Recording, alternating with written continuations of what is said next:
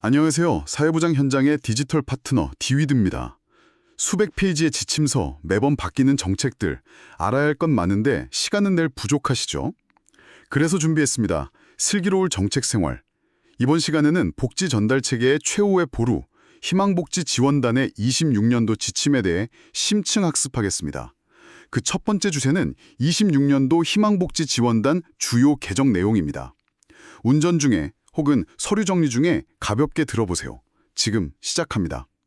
자, 늘어나는 복지 수요, 그리고 진짜 그 끝없는 서류 작업 속에서 시군구 또 읍면동 현장 담당자 여러분이 매일 직면하고 계신 현실, 저희가 정말 깊은 존경과 공감을 보냅니다. 오늘 저희가 준비한 이 심층 분석 시간은요, 단순한 지침서 낭독이 아닙니다. 네, 당연히 아니죠. 지루하게 읽기만 할 거면 시작도 안 했습니다. 그렇죠. 2026년 개정안이라는 이 딱딱한 문서가 매일 아침 출근길이 너무 무거운 여러분의 팍팍한 일상을 도대체 어떻게 바꿔놓을 수 있는지, 그 실질적인 무기와 방패로서의 가치를 파헤쳐보는 시간입니다. 맞습니다. 이번 26년 지침 개정의 전체적인 맥락을 제가 쭉 살펴보니까요. 상당히 흥미로운 방향성이 좀 읽히더라고요. 어떤 방향성이죠? 과거의 지침들이 주로 무엇을 해야 하는가? 여기에만 너무 집중을 했다면 이번 개정안은 그 일을 하는 당신을 우리가 어떻게 보호하고 지원할 것인가에 아주 무거운 비중을 두고 있습니다. 단순히 서식 몇 개가 바뀐 수준이 절대 아니에요. 약간 패러다임이 바뀐 거네요? 네. 현장 인력인 여러분의 업무 경계를 확실하게 그어주고 촘촘하게 대상자를 발굴할 수 있도록 구체적인 시스템적 권한을 부여하는 데 초점이 딱 맞춰져 있습니다. 제가 이번 지침을 이렇게 꼼꼼히 뜯어보면서 제일 먼저 눈에 띄었던 게 바로 그 선의 명확화 부분이었거든요. 그러니까 조직이랑 인력 관리에 대한 규정들이 현장에 맞게 훨씬 단단해졌어요. 맞아요. 많이 유연해지기도 했고요. 네, 우선 지역 특성에 맞는 운영이 유연해졌는데 비자치구가 있는 시단위 지역은 비자치구에서 직접 통합 사례 관리를 운영할 수 있게 하거나 동중심의 사례 관리 체계를 구축할 수 있게 명문화했습니다. 그리고 무엇보다 현장 담당자분들이 제일 민감하게 느끼실 부분이 있잖아요. 팀장 자격 요건 말씀하시는 거죠? 정답입니다. 희망복지지원단 팀장의 자격 요건이 아주 선명해졌습니다. 원칙적으로 사회복지직을 우선 배치하되 만약 여의치 않은 상황이더라도 반드시 5년 이상 복지 업무 경력을 가진 타 직렬로 아예 못을 박았거든요. 저는 이게 실무적으로 진짜 엄청난 의미가 있다고 봐요. 엄청나죠. 왜냐하면 이게 복잡한 고난도 사례를 다루는데 복지 현장에 대한 이해도가 전혀 없는 분이 팀장으로 오셨을 때 실무자들이 겪어야 했던 그 답답한 소통의 벽, 다들 아시잖아요. 아휴, 말도 안 하세요. 처음부터 끝까지 다 설명해야 하니까요. 그렇죠. 그걸 이번에 지침 차원에서 확 허물어 준 겁니다. 팀장의 요건을 그렇게 5년이라는 구체적인 숫자로 제한한 이유는 개정안에 명시된 팀장의 역할 부분을 보면 더 확실히 이해가 됩니다. 역할이 어떻게 명시됐나요? 이번 지침은 팀장의 역할을 사례관리사업, 총괄 관리 및 조정, 슈퍼비전 제고, 팀원에 대한 역량 강화 이렇게 아주 콕 집어서 못 받고 있습니다. 오, 총괄 관리? 네. 통합사례관리는 단순히 예산 집행하고 서류에 도장 찍는 행정 업무가 아니잖아요. 위기 상황에 처한 가구의 수많은 변수를 통제하고 자원을 엮어내야 하는 아주 고도의 전문 영역입니다. 맞아요. 현장은 진짜 전쟁터니까요. 그래서 팀장은 수동적인 결재권자가 아니라 폭풍우 치는 현장에서 실무자들과 같이 방향을 잡고 결정을 내려주는 실질적인 방향타가 되어야 한다는 정책적 의지가 담긴 거죠. 야, 현장을 모르는 지휘관만큼 무서운 게 없는데 정말 다행입니다. 그리고요, 인력 운영 관련해서 현장 담당자 여러분이 속으로 진짜 쾌재를 부르실 만한 변화가 하나 더 있습니다. 어떤 거죠? 읍면동에 배치된 통합 사례관리사분들, 그동안 본연의 업무 말고도 온갖 지자체 행사나 무관한 행정 업무에 막 차출되시잖아요. 정작 우리 대상자들 만날 시간이 부족하다고 호소하시는 거 참 많이 봤거든요.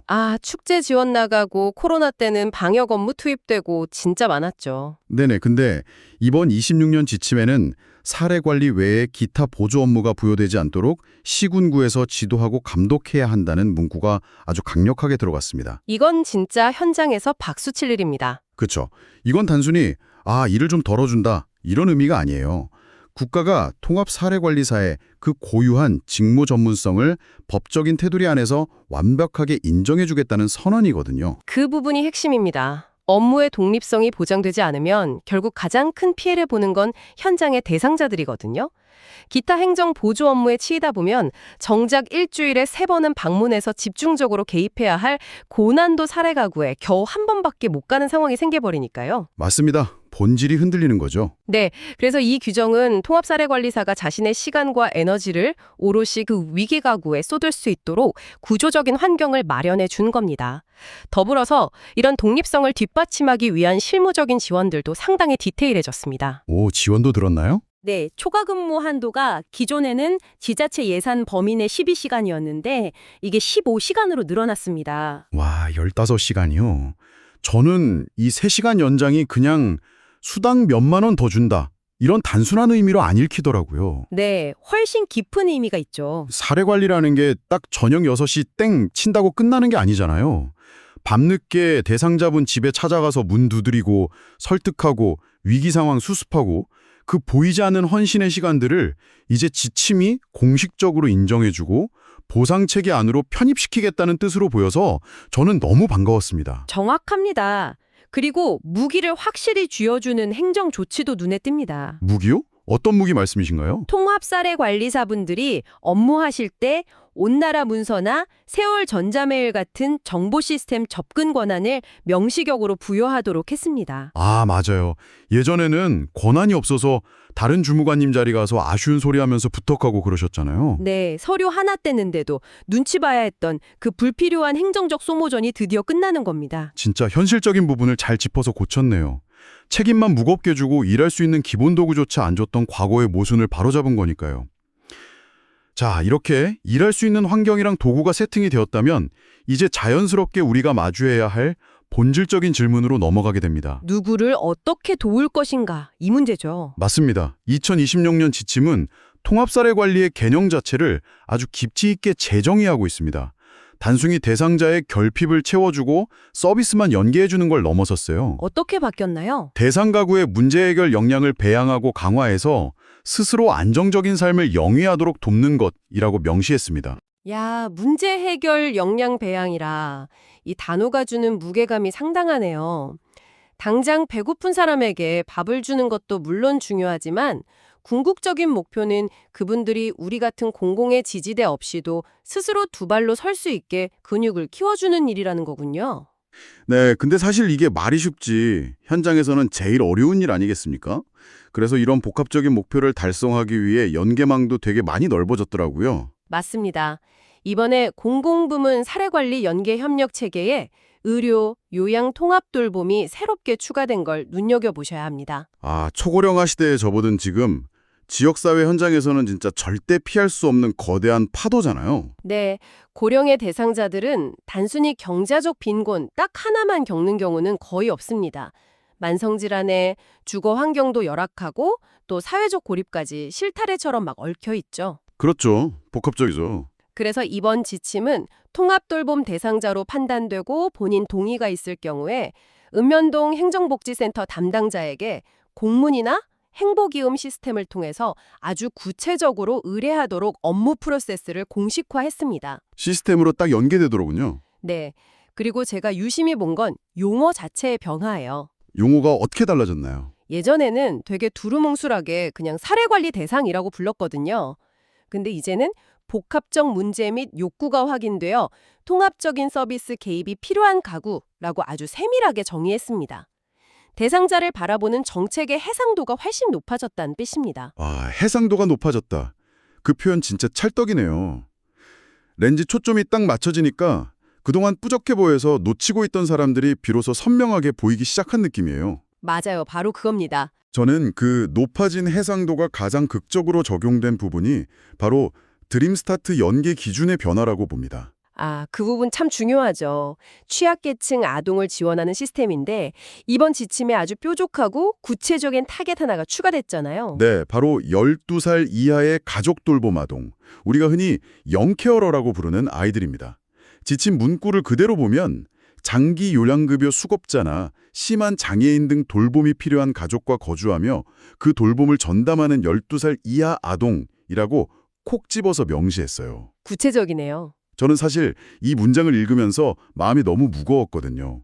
도대체 왜 국가 지침이 이렇게 특정 연령과 상황을 세밀하게 활자로 박아 넣어야만 했을까요? 참 뼈아프지만 우리가 반드시 마주해야 할 우리 사회의 현실이기 때문입니다.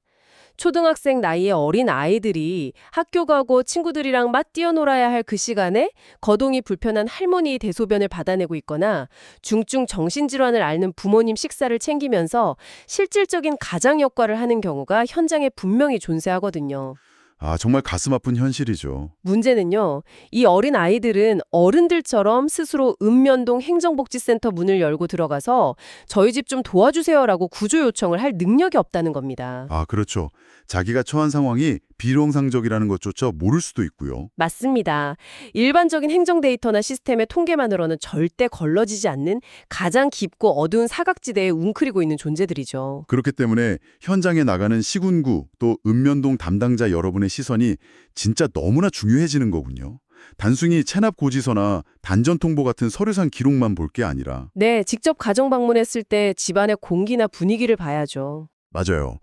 누워 계신 어르신 옆에 놓여있는 어린아이의 책가방 같은 그런 미세한 신호들을 현장에서 포착해내야 한다는 강력한 메시지가 이 지침에 숨어 있는 거네요. 그렇습니다.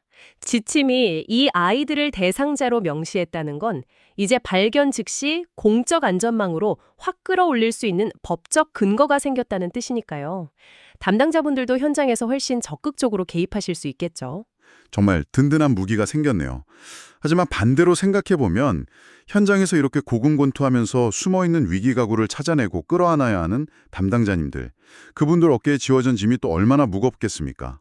엄청 말죠. 감정 노동의 극단에 서 계신 분들이니까요. 때로는 물리적인 안전의 위협까지 감수하셔야 하고요. 맞습니다. 그래서 이번 2026년 개정안의 세 번째 핵심이자 어쩌면 저희가 오늘 제일 강조하고 싶은 주제로 넘어가 보겠습니다. 바로 현장을 지키는 자를 지켜라. 슈퍼비전 체계와 생존 안전 대책입니다. 이 부분 진짜 중요합니다. 저희가 현장에서 사례 관리하시는 분들 만나보면요. 이 일 자체가 힘든 것도 있지만 더 힘들어 하시는 게 따로 있더라고요. 내가 지금 이 가구에 개입하는 방향이 과연 맞나? 이분들이 쏟아내는 분노와 우울감을 나 혼자 다 감당하는 게 맞나 하는 깊은 고립감 그리고 번아웃이거든요. 네, 소진 현상이 정말 심각하죠. 그래서 이번에 신설된 현장 슈퍼바이저 운영 계획이 정말 사막의 오아시스 같았습니다. 시공구에 5년 이상 근속하고 관련 역량 강화 과정을 이수한 선임 통합 사례 관리사를 현장 슈퍼바이저로 지정하는 건데요. 네, 제도가 체계적으로 잡혔죠. 여기서 놀라운 건 그냥 이름표만 달아주는 게 아니라 실질적인 보상이 따른다는 겁니다. 무려 매월 20만 원의 역갈급이 지급됩니다. 국비 보조율도 50%나 되고요. 오, 20만 원이요. 이건 단순한 금전적 보상 이상의 의미를 지닙니다. 선배들의 노하우와 헌신을 그저 개인의 봉사로 치부하지 않겠다는 거잖아요. 정당한 대가를 지불하면서 경험이 후배들에게 전수되는 공식적인 파이프라인을 국가가 구축했다는 뜻입니다. 야, 드디어 시스템이 만들어진 거네요. 그리고 여기서 파생되는 또 하나의 중요한 변화가 있습니다. 바로 지지적 슈퍼비전의 공식화입니다. 지지적 슈퍼비전이요? 네, 아까 제가 팀장의 역할 이야기할 때 잠깐 언급했었는데요. 지침에 명시된 팀장 역할 중에 사례관리 담당자의 정서적 지지를 통한 스트레스 대처 및 소진 예방 지원이라는 대목이 딱 들어갔습니다. 와, 멘탈 케어까지 팀장의 역할로 규정한 거네요. 맞습니다. 과거의 관리자들이 서류 오탈자 잡고 예산 집행 잘 되나 감독하는 행정적인 감시자에 가까웠다면 이제는 실무자가 무너지지 않게 멘탈을 관리하고 정서적인 지지망이 되어주는 게 팀장의 공식적인 직무라고 아예 규정한 겁니다. 지지적 슈퍼비전. 이 말이 참 따뜻하면서도 되게 단단하게 들립니다. 사실 실무자가 감정적으로 텅텅 비워버리면 대상자한테 내어줄 에너지가 남아있을 리 없으니까요. 그럼요. 너무 중요한 부분입니다. 그런데요.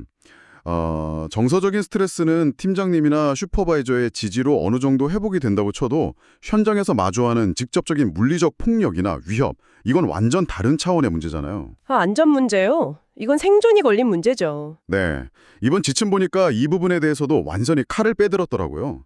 목차 이름부터가 예전에 클라이언트 폭력 안전 대책에서 대상자로부터의 안전 대책 기본 사항으로 확 명확해졌습니다. 내용도 확 바뀌었죠. 네, 내용을 들여다보니까 마치 무슨 군사작전 매뉴얼처럼 아주 디테일하고 실질적이에요. 제가 몇 가지 짚어드릴게요. 과거처럼 친절하게 응대하며 진정시켜라. 이런 식의 두루뭉술한 뜬구름 잡는 내용이 아닙니다. 그럼 어떻게 되어 있나요? 폭언이나 폭행이 예상되면 사전에 고지하고 상담 전체를 녹화 또는 녹음하라고 명시했습니다. 그리고 무리하게 언쟁하지 말고 그냥 원칙대로 대응해라 이렇게 되어 있고요. 물리적인 환경에 대한 지침도 아주 직관적으로 바뀌었죠. 네, 맞아요. 상담실 구조를 분리하는 건 기본이고요. 만약 상황이 여의치 않다면 반드시 담당자가 출입문 쪽에 앉아서 상담을 진행하라고 명시했습니다. 이거 진짜 상징적인 조치 아닙니까? 맞습니다. 여차하면 당신의 안전을 최우선으로 확보하고 그 자리를 당장 피하라 라는 국가 차원의 공식적인 허락인 셈입니다. 도망쳐도 된다는 거네요. 네. 그리고 위협이 예상되는 고위험군 상담은 인력이 많은 특정 요일이나 시간대에 진행하고 절대 혼자 감당하지 말고 팀장과 상황을 공유하라는 것도 다 같은 맥락입니다. 제가 이 안전지침 부분에서 가장 감명 깊게 그리고 진짜 통쾌하게 읽은 문장이 하나 딱 있습니다. 바로 이 대목이에요. 부서 관리자는 위법행위로부터 담당자를 보호하는 것을 우선하고 부서원과 상황을 공유하여 개인이 아닌 부서 차원에서 대응해야 한다. 아, 정말 강력한 문구네요. 여러분, 그동안 악성 민원인한테 시달리거나 멱살을 잡혀도 네가 상담 스킬이 부족해서 민원 키운 거 아니냐? 좋은 게 좋은 거니까 그냥 네가 참고 넘어가라. 이러면서 실무자 개인 탓으로 돌리던 그 참담한 조직 문화 겪어보신 분들 정말 많으실 겁니다. 너무 많죠. 현장의 고질병이었어요. 그런데 이제 지침이 선언한 겁니다. 실무자는 언제든 쓰고 버리는 소모품도 기관을 보호하기 위한 총알바디도 아니라고요. 폭력이 발생하면 실무자 뒤로 숨을 게 아니라 부서 전체가 방패가 되어서 법적으로 단호하게 대응하라는 이 든든한 문구가 현장에 얼마나 큰 심리적 안전망이 될지 상상만 해도 벅찹니다. 이 문구가 시군구 공무원들과 실무자들에게 주는 함의는 실로 거대하죠. 시스템이 드디어 개인의 헌심이라는 이름 아래 자행되던 희생을 멈추고 구조적인 보호로 전환하겠다는 뚜렷한 의지를 보인 거니까요. 정말 다행스러운 변화입니다. 오늘 우리가 쭉 살펴본 2026년 희망복지 지원단 지침 개정안은 이렇듯 곳곳에 여러분을 지키기 위한 견고한 성벽을 쫙 쌓아두고 있습니다. 시간을 수당 15시간 확대, 고유 업무에 기타 보조 업무 불여 금지, 지지적 슈퍼비전의 명문화, 그리고 방금 말씀하신 부서 차원의 강력한 악성 민원 대응까지요. 네, 정말 서류 위에 적힌 내용들만 보면 이보다 더 든든할 수 없는 완벽한 방패이자 예리한 무기입니다. 하지만 오늘 이 깊이 있는 분석의 끝에서 지금 이 방송을 듣고 계신 현장의 담당자 여러분께 조금은 도발적이고 무거운 질문을 하나 던지고 싶습니다. 어떤 질문이죠? 과연 중앙부처에서 내려온 이 완벽해 보이는 지침서의 문장들이 당장 내일 아침 여러분이 출근하시는 그 읍면동 사무실에 그리고 시군구청 사무실에 묵직한 공기를 곧바로 바꿔놓을 수 있을까요? 아주 뼈 때리는 포인트입니다. 지침은 정말 훌륭한 도구이지만 그 도구를 쥐고 휘두르는 건 결국 사람이고 조직의 문화거든요. 그렇죠. 지침에 아무리 녹음을 하라고 되어 있어도 선배들이 야, 우리가 험한 일 한두 번 겪냐? 유난 떨지 마라. 이렇게 핀잔을 준다면 그 지침은 사문화됩니다. 부서 차원에서 대응하라고 명시되어 있어도 막상 사건이 터졌을 때 관리자가 슬쩍 뒤로 빠진다면 그 문장은 그냥 휴지 조각에 불과한 거죠. 맞습니다. 고위험 가구를 방문하기 전에 팀장님, 저 오늘 그 대상자분 댁에 혼자 가기 솔직히 너무 무서운데요. 동행해 주실 수 있나요? 라고 눈치 보지 않고 당당하게 말할 수 있는 조직 문화. 악성 민원인이 책상을 콱 내리칠 때 주무관 혼자 감당하게 두지 않고 팀원 전체가 일어서서 매뉴얼대로 대응하는 그 연대감. 그게 진짜 필요한 거죠. 네. 그건 활자로 인쇄된 차가운 문서가 아니라 현장에서 부대끼는 여러분이 매일매일 사무실에서 나누는 따뜻한 대화와 작은 용기 속에서 피어나는 것입니다. 지침은 이미 여러분의 손에 확실히 쥐어졌습니다. 이제 여러분은 오늘 알게 된 이 든든한 무기를 가지고 여러분이 몸담은 그 사무실의 문화를 어떻게 다시 디자인하시겠습니까? 그 변화의 첫걸음은 내일 아침 동료와 나누는 커피 한 잔의 대화에서 시작될지도 모릅니다. 여러분의 그 작지만 위대한 시작을 항상 응원하겠습니다. 지금까지 오늘 정책의 핵심 포인트들을 짚어봤습니다. 업무에 작은 도움이 되셨나요? 복잡한 정책을 이해하는 것만큼 중요한 건 그것을 우리 지역만의 특색에 맞춰 현장에서 구현하는 것입니다. 엑셀과 종이뭉치 대신 우리 지역 맞춤형 디지털 시스템이 필요하다면 언제든 디위드를 찾아주세요. 행정은 레거시 시스템이, 현장 돌봄의 완성은 디위드가 함께합니다. 더 자세한 내용과 실무 팁은 디위드 홈페이지에서 확인하실 수 있습니다.